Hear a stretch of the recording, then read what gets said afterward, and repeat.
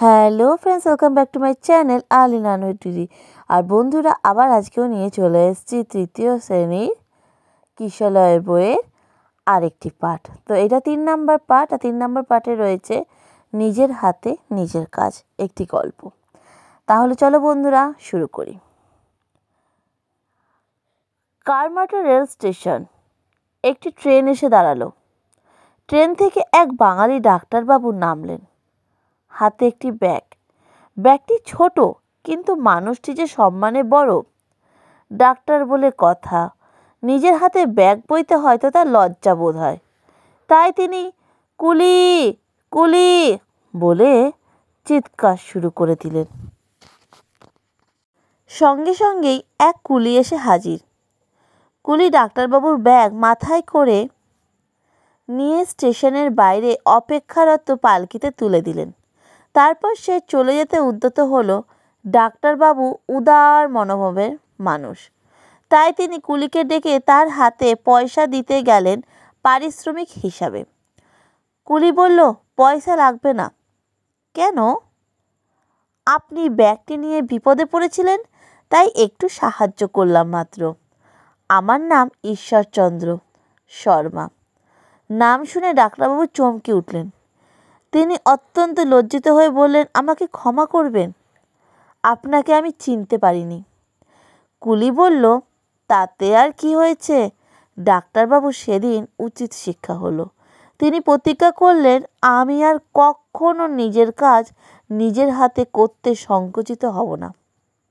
এবার চলে যাব প্রশ্ন উত্তরে। প্রথম প্রশ্ন, সংক্ষেপে উত্তর দাও। 1 নম্বর, একজন ডাক্তারবাবু কিভাবে সমাজে সেবা করে থাকেন? ডাক্তারবাবু অসুস্থ মানুষকে সুস্থ করে তোলেন তাদের চিকিৎসা করে। 2 নম্বর প্রশ্ন, কোথায় কোথায় কুলিদের কাজ করতে দেখা যায়? রেল স্টেশনে এবং বাস স্ট্যান্ডে। 2 নম্বর প্রশ্ন, একটি বাক্যে উত্তর দাও। 2-এর 1, বাঙালি ডাক্তারবাবু কোন স্টেশনে নামলেন?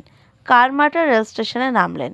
2 নম্বর, গল্পে কুলিটি ডাক্তারবাবুর ব্যাগটি কিভাবে বয়ে নিয়ে গেলেন? গল্পে কুলিটি ডাক্তারবাবুর ব্যাগটি মাথায় করে বয়ে নিয়ে গেলেন। 3 নম্বর, ডাক্তারবাবু ব্যাগটি নিয়ে কুলিটি কোথায় তুলে দিলেন? ডাক্তারবাবু ব্যাগটি নিয়ে কুলিটি বাইরে প্রতীক্ষারত পালকিতে তুলে দিলেন। 4 নম্বর, কুলিটি তার নিজের নাম কি বলেছিলেন? কুলিটি তার নিজের নাম বলেছিলেন ঈশ্বরচন্দ্র শর্মা। এবার চলে যাব পরের প্রশ্নে। 3 নম্বর প্রশ্ন বলেছে, বর্ণঝুড়ি থেকে ঠিক বর্ণটি নিয়ে শূন্যস্থানে বসিয়ে শব্দ তৈরি করো। তা আগে পড়ে নিই বর্ণঝুড়িতে কী কী শব্দ রয়েছে। তালিবস্যয় রফলা, উময়কয় হস্যু, ক্ষিয়য় আকার, কয়তয় আকার, বর্গের জয় জয় হস্যি আর ময়ময় আকার। এবার চলে যাই কী কী শূন্যস্থান আছে সেটা পড়তে। ডয়াকারে ডা ড্যাশ র, এটা হবে ডাক্তার। ডয়াকারে ডা কয়তয় আকার বয়সন র। তারপর আছে স ড্যাশ ন, এখানে হবে সম্মান। দন্তের স ময়ময় আকার দন্তের ন, তো ময়ময় আকারটা আমরা শব্দজুড়িতে রেখে নিলাম। অ পয়কারে পে ক্ষয় আকার অপেক্ষা। পয়কারে পা রসিকারে রি পারি। তারপরে হবে তালবেশয় রফরা ময়হর্ষি ক পারিশ্রমিক। তারপরে হবে ল ড্যাশ ত, এখানে বর্গের জয় জয় হস্যিটা বসাবো ড্যাশে। ল বর্গের জয় জয় হস্যি ত লজ্জিত। তারপরে দন্তেশ্বর ড্যাশ জয় হস্যি ত, এখানে উময়কয় হস্যুটা বসাবো।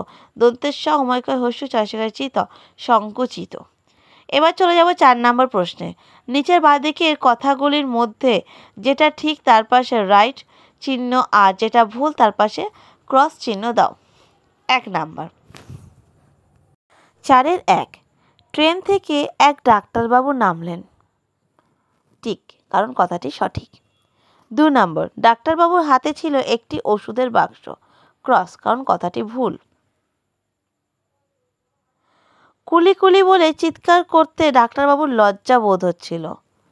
3, এটাও ক্রস, কারণ ডাক্তারবাবুর কোনো লজ্জা বোধ হচ্ছিল না। 4, গল্পে কুলিটির সম্মানে ডাক্তারবাবুর চেয়ে অনেক বড় ছিল। একদম ঠিক, রাইট।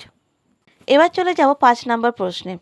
বর্ণগুলিকে জুড়ে শব্দ তৈরি করো। তালিবস্য যোগ হস্যই, কয় হসন্ত যোগ পেট কাটা মদনাশয় হসন্ত যোগ আ। এখানে হবে তালিবস্যের পাশে হস্যই আছে, তাই তালিবস্যয় হস্যি, শি কয় মূর্ধন্যস্বয় আর আকার, শিক্ষা। তারপরে ড আকার আ যোগ ক যোগ ত যোগ আ যোগ বয়সনুরা যোগ ব যোগ আ যোগ ব যোগ হস্যু। এবার এখানে আ মানে হচ্ছে আকার, তাই ড আকারে ডা হবে। কয় হসন্ত তয় হসন্ত, তাহলে কয় তয় একসাথে হয়ে যাবে। তারপরে আছে আকার, তাই ওখানে হবে আকার, আ আছে তাই আকার। তারপরে হবে বয়সন্য র, বয়সন্য রটা হবে বয়ের মাথায়, কারণ দুটোতেই রয়েছে হসন্ত। পরেই আছে আ, তাই বয় আকার হয়ে যাবে, বয় রেপ আকার।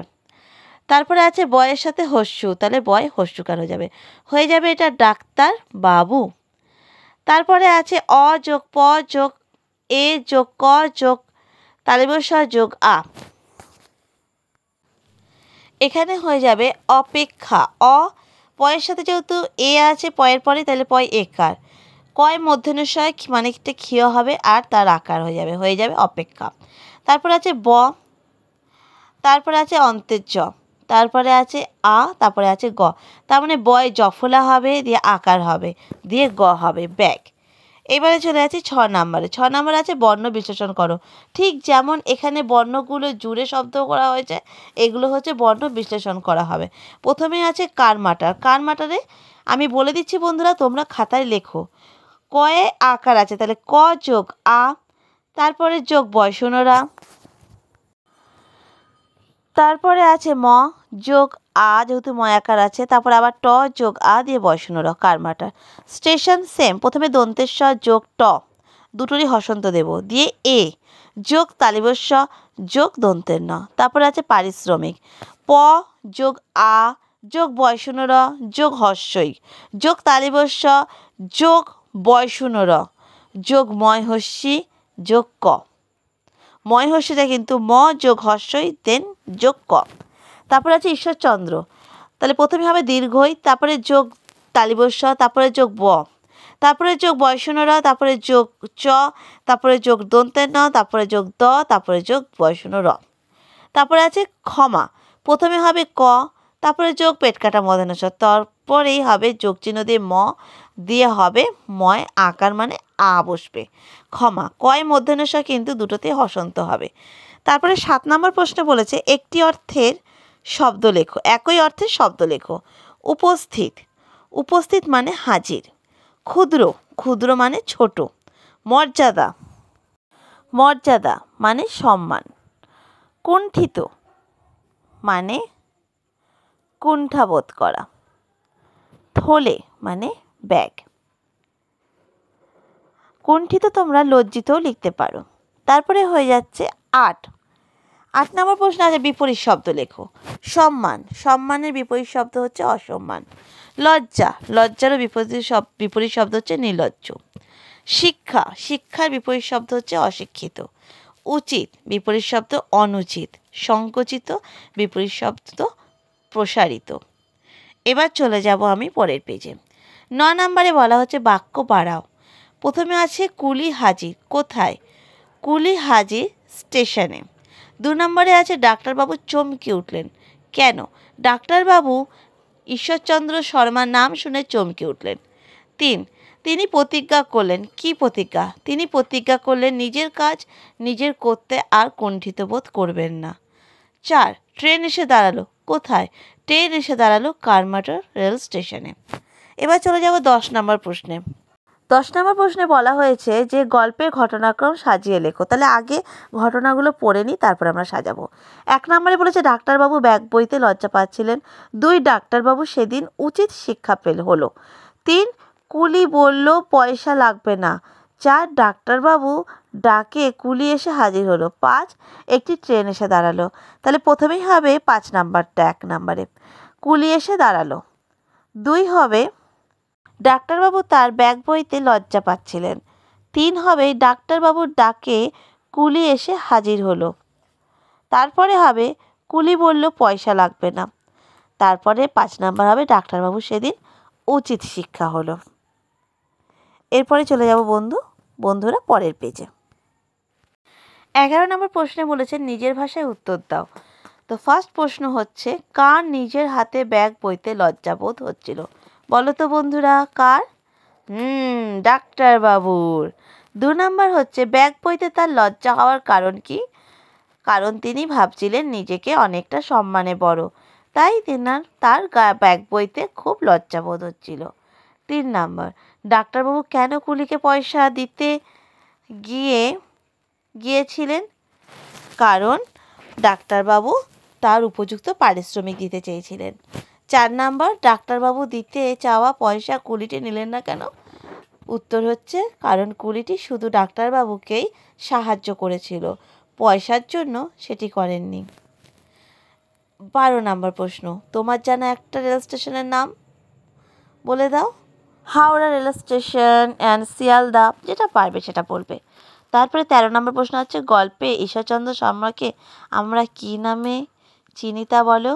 আমরা ঈশ্বরচন্দ্র শর্মাকে ঈশ্বরচন্দ্র বিদ্যাসাগর নামে চিনি, তাই না বন্ধুরা? তো আজকের মতো এতটুকুই থাকলো। যেগুলো বললাম সেগুলো খাতায় লিখে রাখো, আর ভিডিও ভালো লাগলে লাইক করো, সাবস্ক্রাইব করো। আজকের মতো এতটুকুই, টাটা।